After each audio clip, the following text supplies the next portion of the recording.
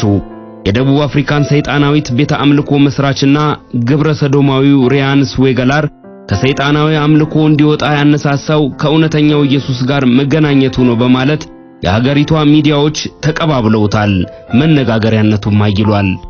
ዛሬ ጥሎ ከወጣው የሰይጣን አምልኮ መሪነት እምነት ዋና መስራችነት በዘለለ እጅግ ብዙ ተከታዮችንም አፍርቶ እንደነበር ይነገርለታል።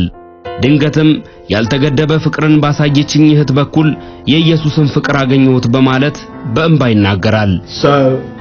እንደዚህ ያለ ያልተገደበ ፍቅርን ግን አግኝቼ አላውቅም ነበር በማለት በገዛ አንደበቱ ተናግሯል። ለመጨረሻ ጊዜ በዚያው በሳውዝ አፍሪካ በሚገኝ የራዲዮ ጣቢያ ቃለ ምልልስ ካደረገ በኋላ በሬዲዮ ጣቢያ ውስጥ የምትሰራው እህት ወደሱ መታ የእግዚአብሔርን ፍቅር አሳየችው፣ ወንጌልንም መሰከረችለት።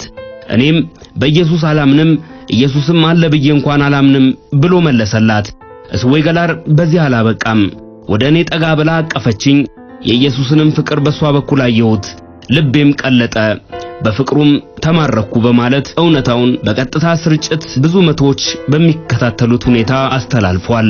የሰዶማዊነት ሕይወቱ በቀደመው ጊዜ ውስጥ ያሳለፈው ለክርስትና ሕይወት ብቁ እንደማያደርገውና በዚያም መኖር እንደማይችል ያስብ የነበረው ስዌገላር በከፍተኛ ሁኔታ የሰይጣንን ክስም ሲያስተናግድ እንደቆየ ተናግሯል። በዚህም መካከል ኢየሱስ ካለ ተገለጥ በማለት እማጸን ነበር ሲል ተናግሯል። ከዕለታት ባንዱ ቀን ታዲያ ተስፋ ቆርጬ ሳለው ድንገት ኢየሱስ ተገለጠልኝ። እርግጠኛ የሆንኩትም ያቺ የመሰከረችልኝ እህት ሴት ላይ ያየሁትን ፊት እሱ ላይ ማየቴ አስገርሞኛል፣ እርግጠኛም እንደሆን አድርጎኛል ሲል ተደምጧል።